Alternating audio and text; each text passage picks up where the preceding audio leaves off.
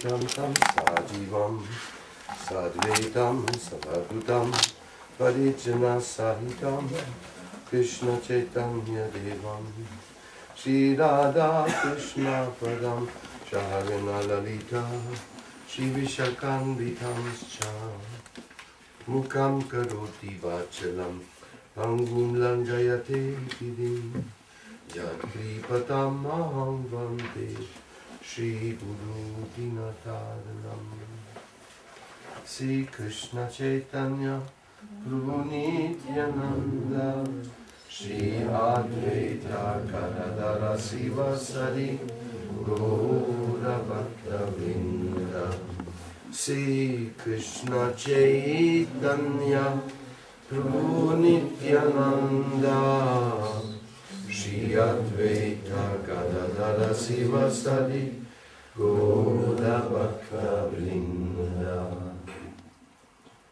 Bhagavatam, come here, have a look.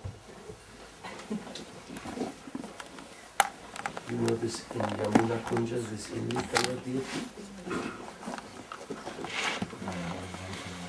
Yamuna Kunja, you remember there was this statue of Indikala? Yes.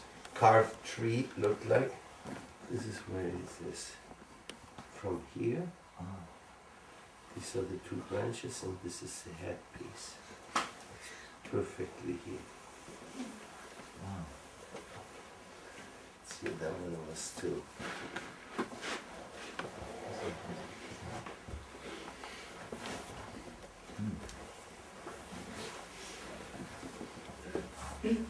One of the last photos we took from the Indikala tree.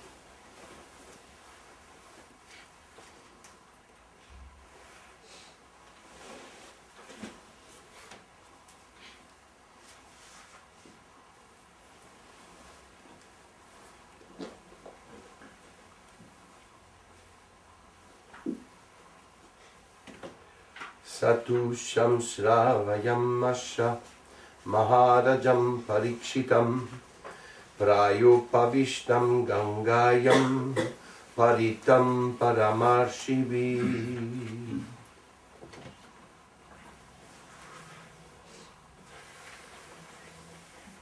Kannst du Premchand rufen? Ja. Der ist wahrscheinlich irgendwo im Brahmachari Ashram. Sukadeva Goswami, the son of Vyasadeva, in his turn delivered the Bhagavatam to the great Emperor Parikshit, who sat surrounded by sages on the bank of the Ganges, awaiting death without taking food or drink. Purport. All transcendental messages are received properly in the chain of disciplic succession. The disciplic succession is called Paramadvaiti. Unless, therefore, Bhagavatam or any other Vedic literatures are received through the Parampara system, the reception of knowledge is not bona fide. Vyasadeva delivered the message to Shukadeva Goswami, and from Shukadeva Goswami, Suta Goswami received the message.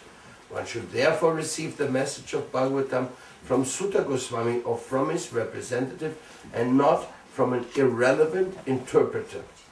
Emperor Parikshit received the information of his death in time, and he at once left his kingdom and family and sat down on the bank of the Ganges to fast till death.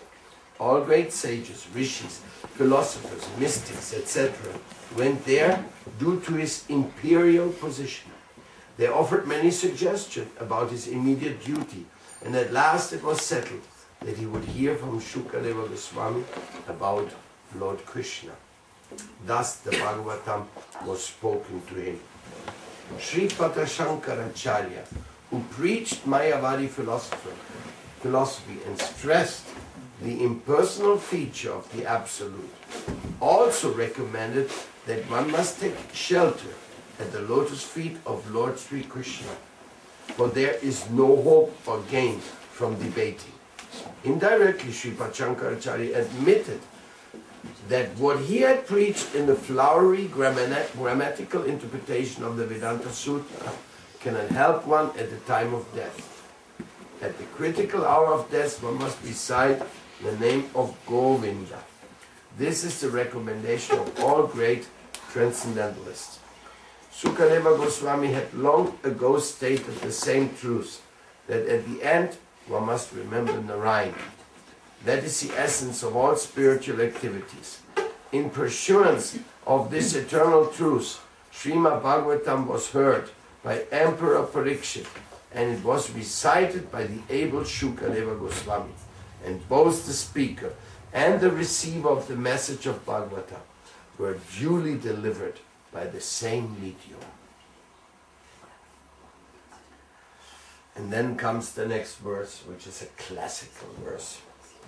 Just after we have received the establishment of the duty at the time of death and the system of how to receive the divine message, but I cannot restrict myself to have to read this verse. Krishne svadamupagate dharma jnana dibishaha kalau nashtadrisham isha puranar kurtunodita. This Bhagavata Purana is as brilliant as the sun, and that this has arisen just after the departure of Lord Krishna to his own abode, accompanied by religion, knowledge, etc. Persons who have lost their vision due to the dense darkness of ignorance in the age of Kali shall get light from this Purana.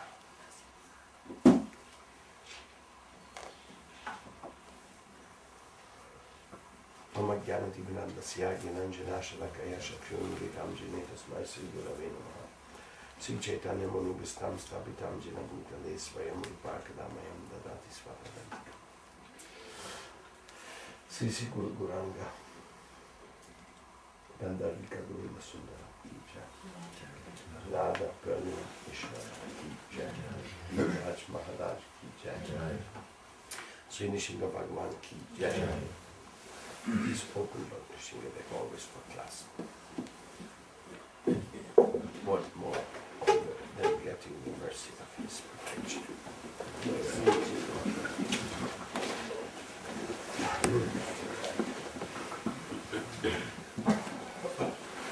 So,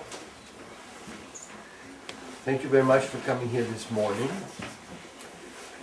and joining us for the Bhagavatam meditation. Several things come to my mind. The first one, because it hits me the closest at home, is the approaching death. One popular singer in Germany made a song. It says, 50 years. Don't think at 50 years that you got half of your turn. This is just an expanded illusion from the beginning, when we think, oh, we're here to enjoy. 50 years means you're reaching the end. Maybe 60, 70, 80, whatever. How much time is left to you? It's little. Because you already passed more than half. And what did you do with more than that half? What value did you give it? What content is there? So 50 years, that's called the announced death. And that's not even complete, because so many people die before they reach 50 years, no? I have taken so many people to their last moment, the last rituals and rites of their life, when they had not reached 50 years. So, anyhow, just for approaching death. Emperor Parikshit, as you know the story, was being told that in 7 days he would die by snake bite. And what was his reaction? He went to the Ganges and said, okay. As an emperor and powerful person, he could have taken other measures. As a matter of fact, there's one story in another scripture from another time.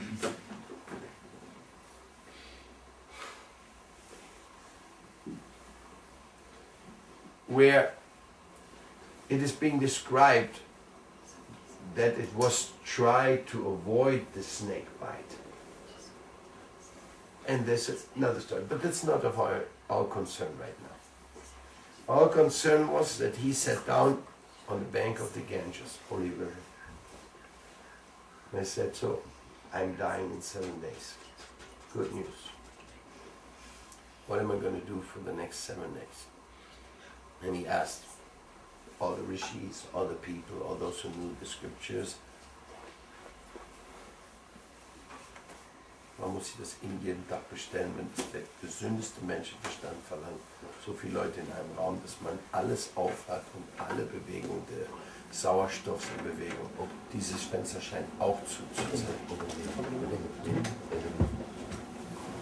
finde es ein bisschen zu viel verlangt, dass man das auch noch selber von hier organisieren muss. Vor allen Dingen ist es dann schon zu spät, es muss kontinuierlich im Umschwung sein, der Sauerstoff hier. Ist das auch offen hier? Das sollte man nicht offen machen.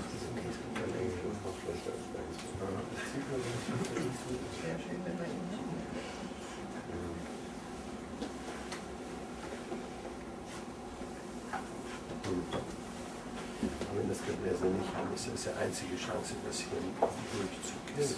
Das sieht halt extra noch aus von der anderen.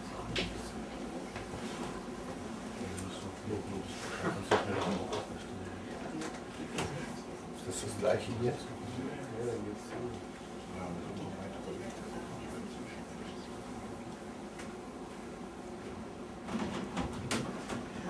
Entschuldigung. Ich kann nur die Hälfte von dem Englisch. Kann ich eigentlich übersetzen? Ja, das sollte auch jeden Tag spontan organisiert werden. Danke für den Hinweis. Mein Bücher, da müsste ein bisschen spontaner sein. Nicht, dass ich das alles immer jeden Tag voll durch organisieren muss.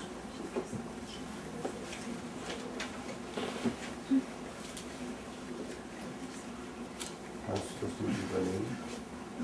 Irgendjemand muss sich in eine Ecke setzen und Deutsch übersetzt wird.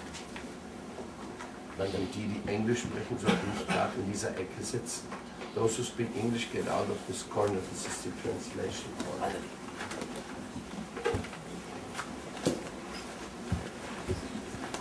Danke für den Hinweis.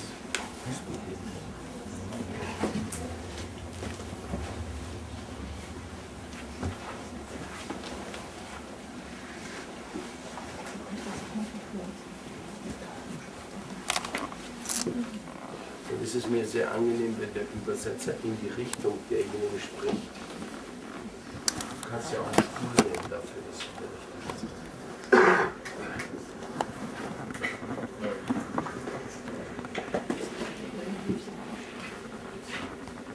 Also ich bitte darum, diese Arrangements vor der Klasse schon getroffen zu haben.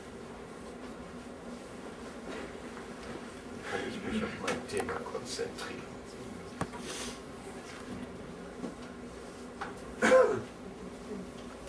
So death is approaching. It's a wonderful recognition. Antakale chamangivas manamukve vakalevana. Krishna says in the Bhagavad Gita, only if you think of me at the moment of death, you will reach to my dominion. So these sages came and they were thinking, Parikshit Maharaj, such a wonderful emperor. He had been a very leading, wonderful personality of the whole world. Now he was going to die.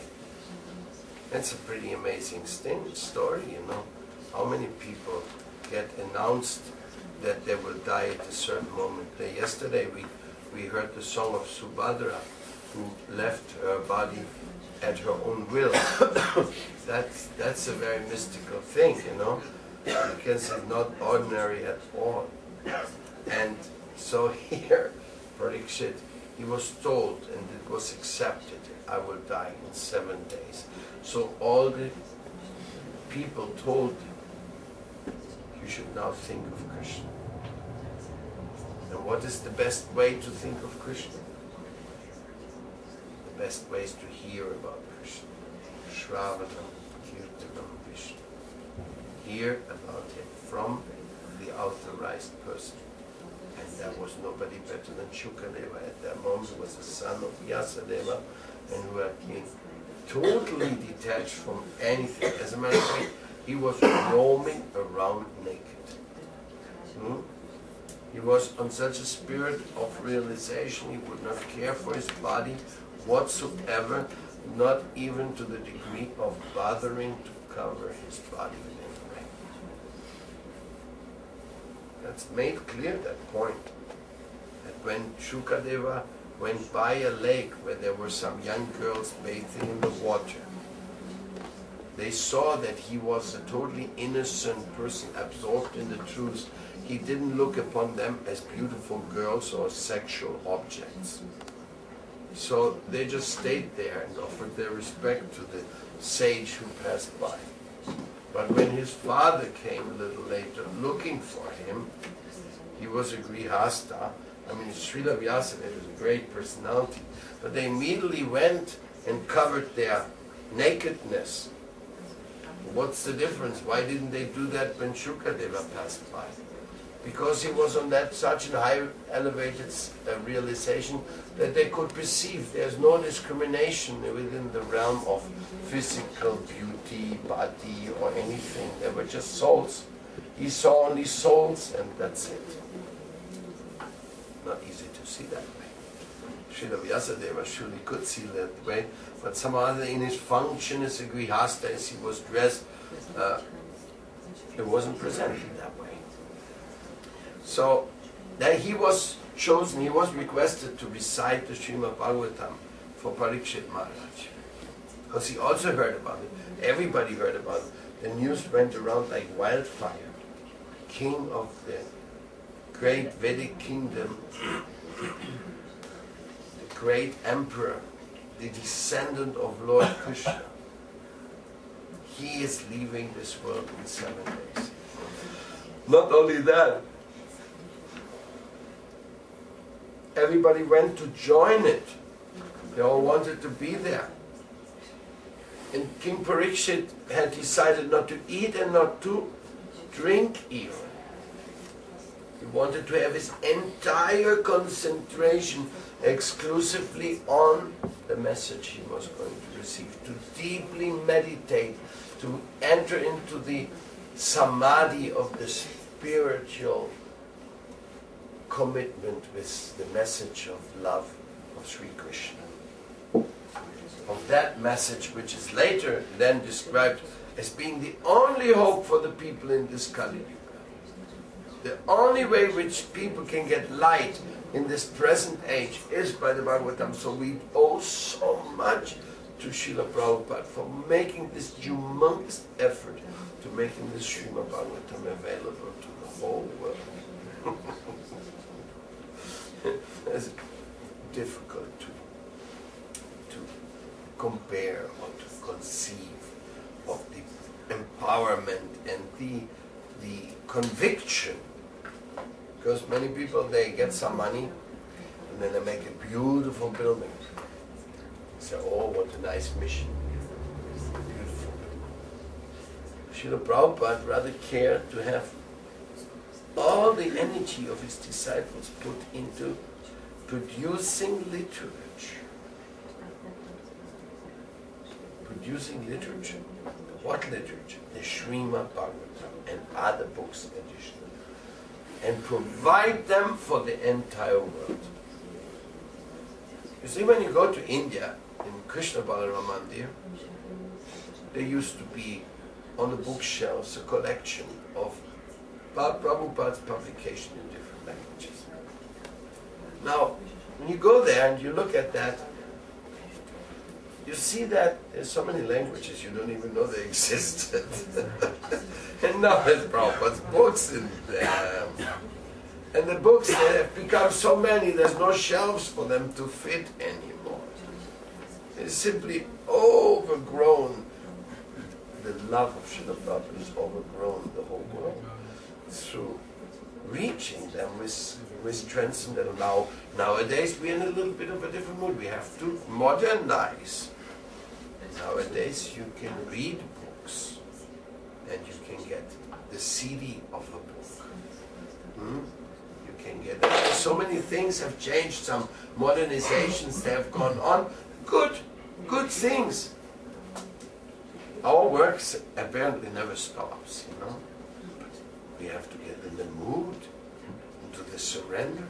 For example, all the books of Srila Prabhupada should be read nicely with a wonderful voice, so that people who are not so much apt to read anymore can listen to them. Which is same powerful, because Prabhupada's blessing is there in every word of it. So if you read them, then it's also good. Of course, Prabhupada provided us with an incredible array of transcendental sound files, but in English. But through reading his books and recording that, you can put his sound files in every language. Actually, in Spanish, we have a very nice program. One devotee, he took Prabhupada's lecture and sentence by sentence, he translates them so that people can listen. Prabhupada, the translation, Prabhupada, the translation. And we have hundreds of tapes like this. Huh? That's also a very good gift. Simultaneously, they can learn some English, so it's good. But the whole point is here that the Srimad Bhagavatam message is of such utmost importance that we cannot neglect it. If we do neglect it, it will not be good for us.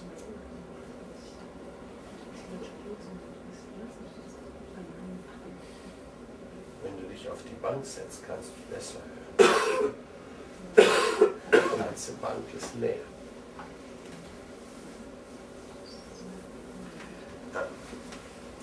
So Srimad Bhagavatam is our solace, is our hope. Now here, Parikshit Maharaj, he gives us an extreme example of concentration. No eating, no drinking, and listening non-stop to the Bhagavatam. This is an intensity which I feel personally we need for our spiritual life. Now, how can you accomplish it? Srila Prabhupada used to call it marathon. To have a marathon of service. And Prabhupada was 100% marathon man. In his own life he was a marathon man, and he wanted his disciples to also be in the mood of marathon. When they were not, he was not extremely pleased. He was translating at night. I was a bit skeptical about that. So I was in Schloss Rettershof, and I said, I want to find out by myself. So I stayed up that night and sat there in front of Prabhupada. So what a foolish little skeptical boy, but I just wanted to find out how amazing my spiritual master is, you know. Working all day, doing the most incredible preaching development. And then at night, when I was sitting in front of his room, and I heard him speaking into the dictaphone. Hour after hour. So I know it's true. It's not hagiographic. Some saintly person has disappeared, and then they say, oh, he was so great, oh, he was so pure, oh, he was so fantastic. No? But it's like a distorted biography to suit the whatever expectation of the public. We don't have to make that Srila Prabhupada. It was all through and through biographically mystical. And so he was translating these books at night, speaking on a dictaphone, and in this way he was 17 books ahead of the publishing department. You know, his books had to be typed then, transcribed, same thing, corrected, pictures made. Those days, photo composing was the same. Photo composing meant every page you have to make it perfect, put it on the ready-to-print process, and then have the last check-ups on that. That's what's different than today, where you just have a spell check and this check and that check, and then just put a page maker and off you go. There was more. So all this had to be done. But even though Srila Prabhupada had a whole bunch of disciples working in this, specifically at that time, the BBT in Los Angeles, there were 17 books behind. And Srila Prabhupada got upset. He says, why you guys are so late? So he came to LA. He says, we are going to make marathon now. And the devotees in charge said, what's your plan? I want to get these books out, and I'm not leaving here before they're finished. And you all move into shift of marathon. And that's what he organized. There was no nonsense at that time. The people were getting the samosas in the office next to the typing. They were eating a little bit. There was marathon, marathon, marathon. It was continuous. And after 2 months had passed, Srila Prabhupada didn't do 17 books. He made 21 books. The marathon went to the printers also, on all sides, everywhere. I mean, that moment in the movement, because the message got out, no? Wherever you were, you heard, Prabhupada is in book production marathon. That's why we got the whole Chaitanya Charitamrita while he was still on the planet. Otherwise, it would have taken in Spanish. They haven't put it out even till now. So then, Prabhupada was amazing, and he took the ego away. For example, in the art department, he said, who is expert with trees, do the trees. Who is expert with faces, do the faces. And the artist like, this is my picture. Stop it here, no? We have to do this fast. So he got the people like on assembly line to make the pictures done. Absolutely. He was determined to get this job done. And he did it. And these are the books, the Srimad Bhagavatam, Chaitanya Charitamrita, they're the educational masterpieces for us to understand what's right and what's wrong in life. Even though sometimes people cannot understand everything and they're lacking a little bit of the content of or the historical background of this or that, you know, some minor things. But these books, Srila Prabhupada's books, they're giving us the urge. Now another thing hits me when I read this, death approaching to Parikshit Maharaj. And that is that Srila Prabhupada started his mission. That's pretty hard to say, because his mission was all his life. But he started his own institution for saving the people from Maya at the age of 69. He had, in Jhansi, he had already started. He had accepted maybe a few disciples there. I know one of them, Acharya Pramakar. But it didn't really take off the way he wished. In India, initiations and all that, this is something, it's a routine part of life there, but rarely it comes to the degree of dedication that one can really conceive of missionaries going out everywhere and preaching and questioning what's going on.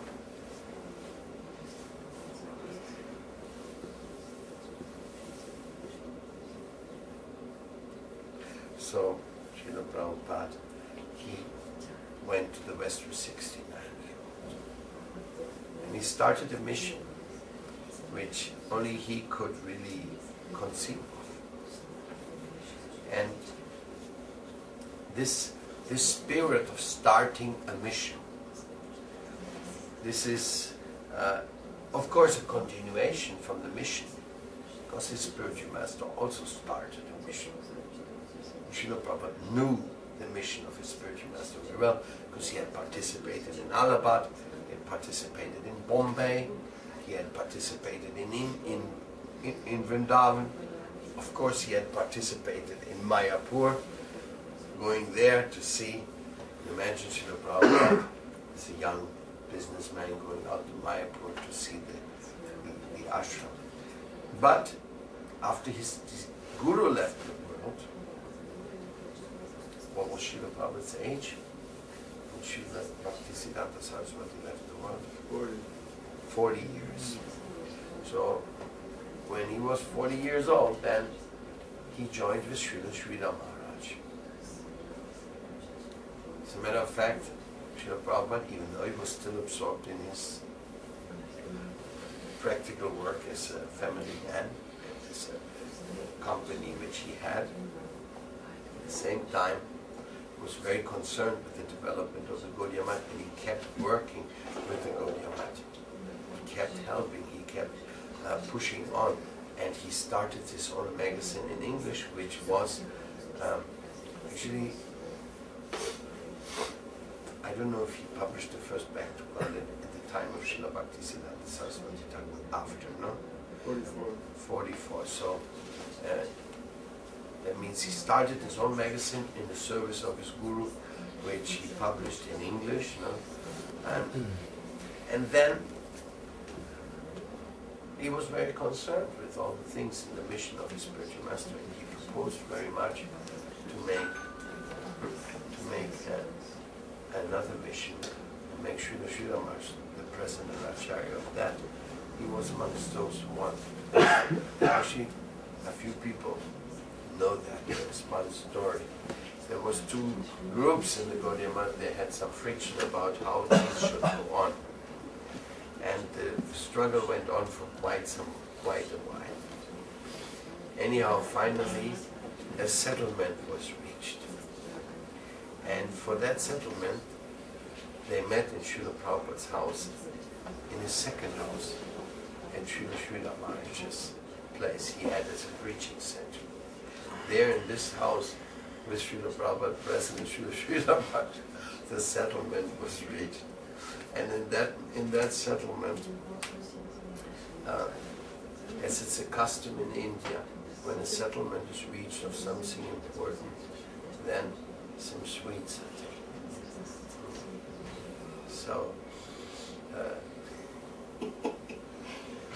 So the other person, one of the persons who were in the settlement, he didn't want to take the sweet because he was afraid maybe there could be some poison in it. Then Sridhar Maharaj took the sweet, says, but if it comes from my hand, then you know you can take it. Oh, he said, from your hand I can take it. So then Sridhar Maharaj gave the sweet into the mouths of everybody. And this way, this settlement was achieved. Anyhow, this is just a very side issue that just came to my mind. I wanted to share this story with you. So Srila Prabhupada was very concerned. But after spiritual master left, many things went on. A kind of a vacuum. What is the vacuum? There's a unified mission. It's so beautiful. Everybody comes in, and whether you're 10 years there or 15 years or new, you all become God brothers overnight, so to speak. Elder and younger, no doubt. In India, there's a very, very strong commitment towards the elderly, like the senior, who is senior in age. This is given very much recognition. Not in the West, we don't know much about that. No? Here we look how much money somebody has, not how old he is or something, to see whether any category is there. But in India it's quite strong. Nevertheless, God brothers. And you can see that. Everybody became a disciple of Srila Bhaktisiddhanta Saraswati Thakur, and they became God brothers. Then all of a sudden there was the vacuum. We also experienced the same vacuum when Srila Prabhupada left us. Oh, no, how is it going to work? Who is who? And what relationship are we going to have amongst ourselves?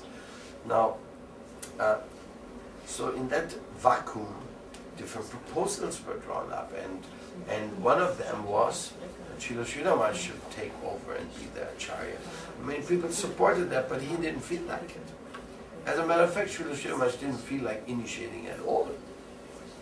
He didn't want to initiate. It took a long time afterwards. He tells in Sri Guru in His Grace, he tells what happened to him, what brought him to accept disciples finally. he went to Ekachakra on a pilgrimage, and there he prayed to Lord Nityananda for mercy. And Lord Nityananda appeared to him in a dream and asked him, why should I give you mercy? You're not giving mercy to anybody. And that struck him so deeply in his heart. He said, oh, they have all told me I should do something. And then he started accepting disciples. That was his movement. And that reminds me of another story, which also part of what is known, that Srila Bhakti Pramod Puri Maharaj, he also hadn't accepted disciple even until the age of 85 or something. Even though plenty of people had always approached him for initiation, but he always said, go to Madhava Maharaj. He's in charge of this mission, I'm helping him. So they had worked together a long, long time. Anyhow, in the very old age, he did accept disciples because some of his admirers, they insisted so much, and they said, we want you to be our guru. Sorry, we don't want Madhava, we don't want Bhakti Maharaj, we want you as our guru. So they insisted so much, and he said, well, if you really want me to be, then we should have another place, because I don't want to interfere here in the mud, no? So then the first disciples, they got a little place in Mayapur, which was 2 rooms. And in the one room they installed the deity, in the other room Srila Puri Maharaj lived. Of course he was welcome everywhere, Srila Puri Maharaj had great dignity of Gaudiya Vaishnavas, but he lived in that room there. And from there the Gopinath Gaudiya Math develops. If you go there today, you say, wow, where did that come from? You know, it just came out of nowhere, because I was there from the very beginning. Seen the 2 rooms there. Just developed into a very thriving spiritual ashram, and one of its purest of heart, you know, purest, kind, humble, accommodating. If you go from Gaudiya Math to Gaudiya Math, you see each one of them have their certain opulences, no? But there's a specific opulence, Srila Puri Maharaj. Anyhow, so one day we approached Srila Puri Maharaj if he would be willing to become the president of WBA. And he said, I'm 95 years old. What do you want from an old man? He said, 95. What help I'm going to give you? You're not going to get much. And you need somebody. So he asked, go to talk to Srila Bhakti Bhakti. He pushed Bhakti Bhakti. He can do that. But at that time, Srila Bhakti Bhakti didn't have freedom, because he was the governing bodies, and he was quite entangled with many things in his mission. So he said it. So we had a wonderful concept coming from Srila Jiva Goswami, a great need of the day, but we knew that we needed the backing of a real senior Vaishnava. Without that, it would simply not work. So, in this way,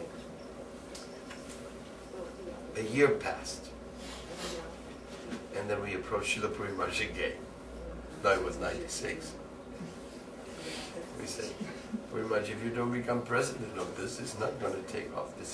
It needs the authorization, just like you said. You can't get it from the authorized source. No, it got to be a genuine representation of.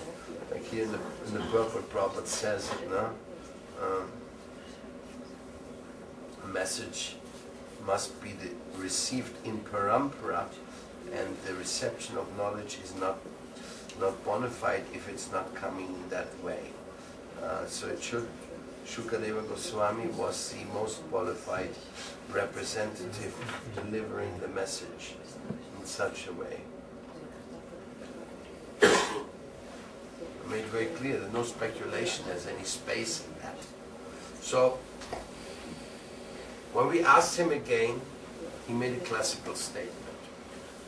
That statement says it all. He said, my Gurudeva, he did everything to bring the whole world to Krishna's lotus feet. Then, Swami Maharaj went to the West. And he started a spiritual revolution, changing around the whole world with the holy name. Then Sridhar Maharaj, he sacrificed himself so much to help to accommodate the young Western devotees who had some difficulties after the departure of their spiritual life. And I haven't done anything yet at all to help anybody. So by your second request, I cannot deny it. I will try to help you in whatever way possible. So this was actually that's when it took off. Because we didn't really feel that we could approach all the Vaishnavas, if not on behalf of such a senior person, no? Somebody like of that vision. And this, one of the purposes of the WBA from the very beginning was to create a forum which is not dominated by any particular spiritual master. Now, when we call something umbrella organization, that is something an umbrella is above. So the umbrella organization is configured of all the different acharyas and the different missions, because they themselves all together are the umbrella of shelter for others. But at the same time, they can only become an umbrella if they're together. Each individual one cannot figure as the umbrella over the others, but them together can be an umbrella of Vaishnavism, because Vaishnavism has a certain dynamics which is not a hierarchical dynamics really. It's a free-flowing dynamics. It's coming up and descending by the sweet will of the Supreme Lord, and then it shows up here and then it shows up there, and so it's unpredictable. So the function as an umbrella organization was one thing, to show to the world that Krishna consciousness is not an arbitrary thing, and there is not a guru cult. Because highly suspicious and also rejected to a certain degree by intelligent people is the guru cultishness. Now this is an interesting thing, because a guru cult, what's a guru cult? Is the guru not supposed to be paid attention to? Is the guru not supposed to be served in order to serve the Supreme Lord? So the answer to this is you have to understand the position of the guru through parampara. If you don't understand through parampara, you don't really understand anything about it. So the guru cult is the arbitrary, the speculative person who's presenting himself as the highest authority and then introducing non-Siddhantic, non-Shastric, not true concepts about himself or about anything and everything, and having himself gloriously attended with his speculation.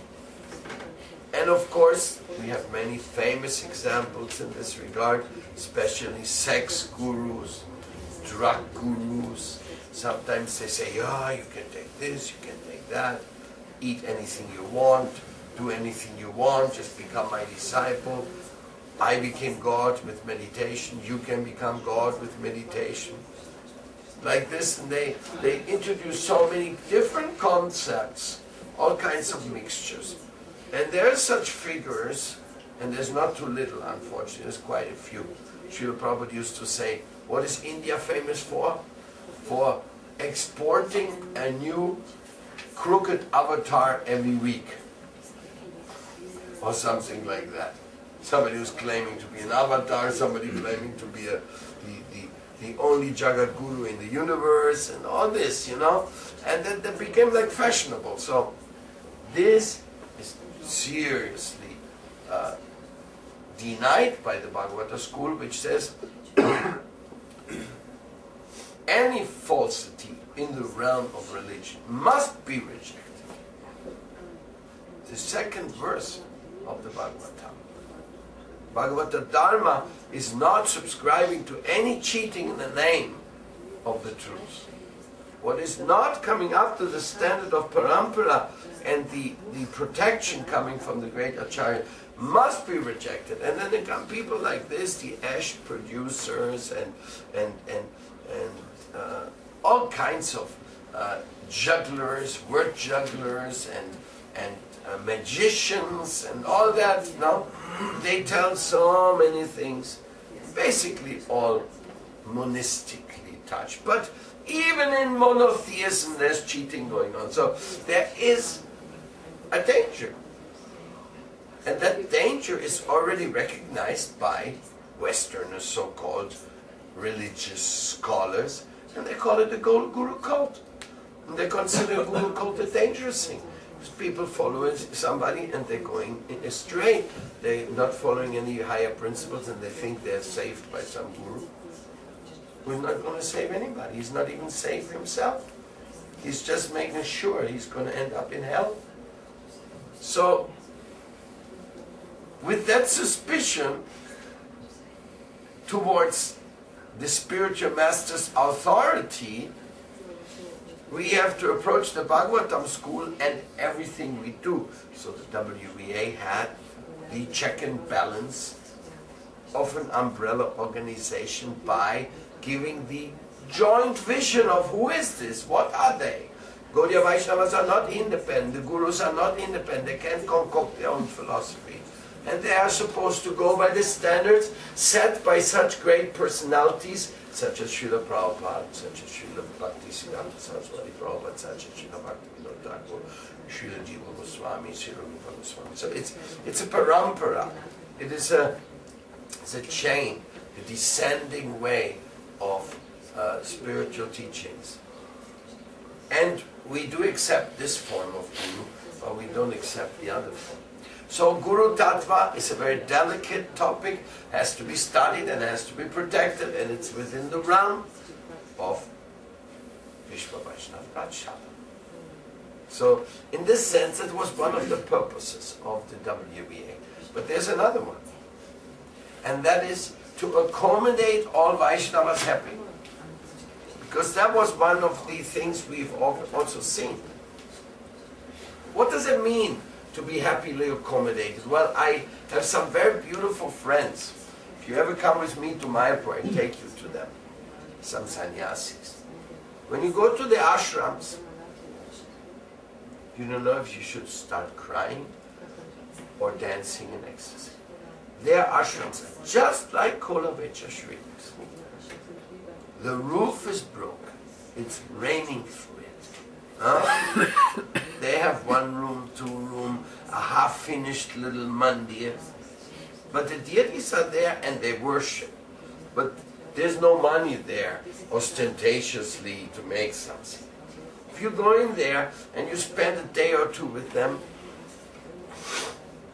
you find the sweetest, most beautiful Vaishnavas, and they are so happy. They're not at all bothered that they couldn't fix the roof yet.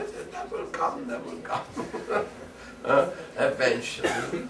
So the real truth of Vaishnavism is to happily accommodate everybody in the realm of sadhu sangha, in the realm of happy, joyful association.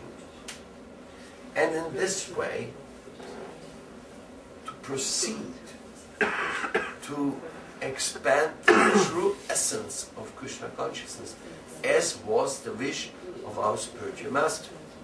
So to happily accommodate people, that requires, well, what does it really require? It requires the blessings of your Guru, number 1.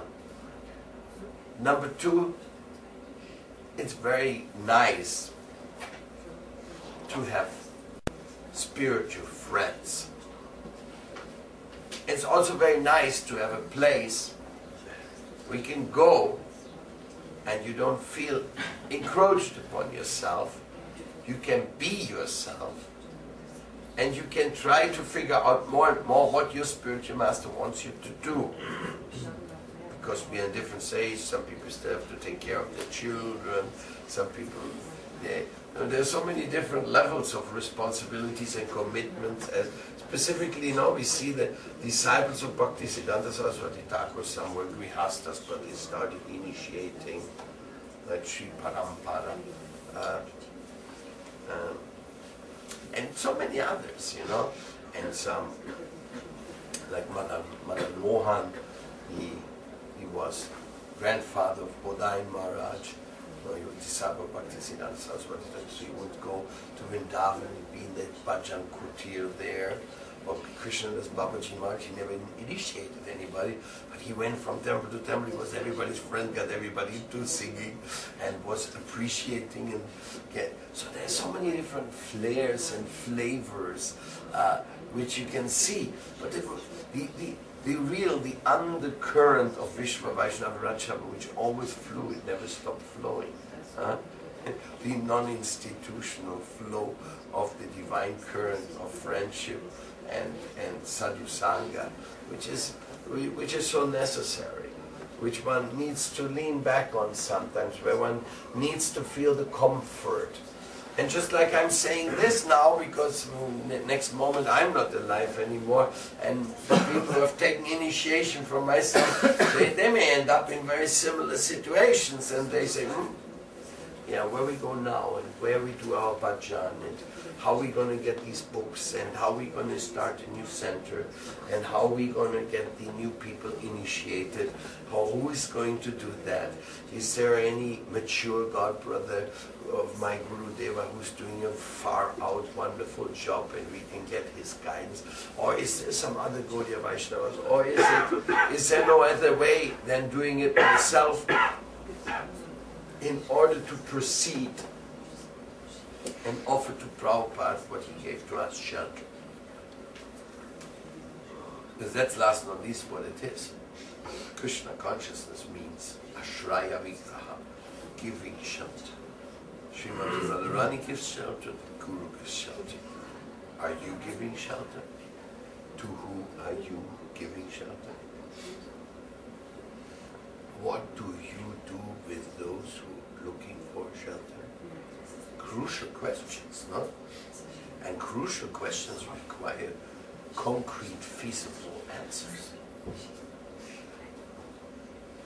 Without those answers, you can't live at peace. Can you live at peace if the house burnt down and the little children are going to be out in the rain? Until you get another roof for them, you can't be at peace. Otherwise you're stone-hearted. How can I leave the little children out there in the rain? They're going to die. So after our spiritual master leaves us, it's kind of, the roof is taken off the whole thing, you know? Because that's what the spiritual master is. He's the roof on our house. That's one of the examples, you know. Have a nice house, but there's no roof on it. There's no shelter in it. Even though you may have the best furniture in the world, and you may even have money as much as you want, but if there's no roof on your house, you're not going to have shelter. Rain, wind, sunlight, everything's going to scorch you. So, the spiritual master is the roof on the house. And when he's gone, is he gone? No. There's people who are still under the roof of the spiritual master. Spiritual master never leaves. But now this is an ambiguous situation. In the practical world, he's gone. In the spiritual sense of the word, he never goes. Because those who are keeping under shelter of his instruction, they always have this roof over their head. But institutionally, we have to say the roof is gone. So how are we going to have shelter now? We had a nice roof, everything was wonderful. As a matter of fact, we all lived quite happily under the same roof. No? Now there's no roof. And we're also not so happily now. Obviously we are not, because how can you be happy without roof? Now you're going to say, who's going to put the roof back? How is this going to function now? So in this moment, of course, at that moment there's certain rules of conduct, Vaishnava etiquette. No, it's not that we are out arbitrarily not to know what. And there are things like considerations. Our Gurudev has given some hints. He has given some instructions. And sometimes he gave and sometimes he didn't. I mean, in the group of the acharyas, like I remember one acharya, Shilamati Daitamadava Maharaj, when he left this world, he hadn't said anything to anybody. When he left the world, they found a paper says, I left a letter with this and this person, judge, you go and get that letter. So they went, they got this letter, and the letter said, I want Srila Bhakti Palabhita Maharaj to be the Acharya of the Chaitanya Gaudiya Math. This is my choice, I've given this. And everyone was surprised. Nobody had any idea what was his plan for his mission, you know. So that's the way he did it, no? Srila Sridhar Maharaj, he said, I want Govinda Maharaj to take care of my maths. And the other sannyasis who have certain disciples, they should also go on and expanding in their way. So he always was, Srila Maharaj was a personality, the personification of accommodation.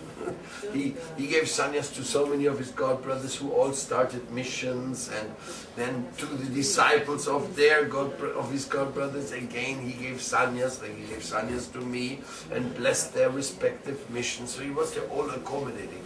But he said, in my case, in my mandya, I want Govinda Maharaj to be. And if somebody doesn't like it, then do something else. So in this way, he gave his indications. So every acharya may have a different type of indication, but one thing is the same. Wherever you are, you have to see the roof above your head. You have to see the shelter. The shelter for yourself may not be so important if you're a very strong devotee and still keep the shelter of your Gurudev on your top. That's an individual thing, you can still do that. But the giving shelter to others is parampara. If you tell somebody, okay, my Guru's not anymore here, but you can stay with me, I got a big house, you stay here, you can practice Krishna consciousness, that means they're coming under your shelter. All of a sudden you become the roof over their heads. I mean, it's an analogy, but it's pretty good, because without a roof you want to get another house. Or you don't want to stay in a house without the roof, it's terrible, you know. Miserable. If the storm comes, you go crazy, you know, and all your valuables are getting wet, and this is not such a good news to live without a roof, you know. That's really, really a serious situation. So now, if you living when you have your roof of your spiritual master on top of you, and somebody comes to you and says, please, please, shelter, shelter, I've read these books, I need shelter, can I come and live with you? And you go, oh, live with me? How is that going to work? I would have to change my life, I would have to become his spiritual dad. Oh, no, I don't think you can stay with me, but you don't worry, come here, I take you by the hand. Now I take you to somebody, I have belief in him, he'll give you that roof over your head which you need. Come, then you take him there, says here it is, these devotees and this guru and this association, this is absolutely wonderful. As a matter of fact, I myself go there on weekends and sing and dance with them, or I do this, or I do that, I give lectures here, it's far out, so you don't worry, in any question you have, you can come back to me, I'll tell you. Okay, good. It's called transfer. Transfer from somebody who cannot give this roof, or for some reason is not feeling like that, to a shelter. And it's a perfect system. As a matter of fact, you have somebody who can give that shelter, it's kind of easy, but nevertheless you will see that Mahaprabhu says, Yarate Ketahi Kala Krishna Padesh Amara Jnana Guru. He said everybody should become a spiritual master. This is not a joke, you know. I mean, these are the words of Mahaprabhu. says, and you should go and save the people by giving Krishna Upadesh, the instructions of Krishna to them. I mean, unless you do that, you know. I mean, it is a big burden. In the words of Srila Sridhar Maharaj says, anybody who accepts disciples, he will have to live for the rest of his life with the problems of neophytes. He can never go beyond that. Because there always be a new guy with his total stupidity, you know. Neophytes are little babies, you know, little stupids. You know, they do everything wrong, they don't understand anything, they fight over anything, and you know, they're stupid. And it's boring to be around stupids. But father, it's just like mother has to clean a stool from the baby's back part. It's not very nice, but if you have to do that with a 20-year-old, it's no fun anymore, no? The joke is over. Why was a little baby? Okay. We even clean your stool away, you know? But when you're a spiritual master, you're obliged to tolerate the problems of the absolute neophytes. And you say, no, I want to get out of that. I want to be with all serious senior devotees talking high spiritual topics. And then he goes, he took my samosa. Shut up, stupid there. If there was no samosa, then just tolerate it, be kind. So it's like that, of course. You also meet devotees who are so wonderful. Even though they may be young, I've seen committed and surrendered devotees. I feel they are much more dedicated than myself.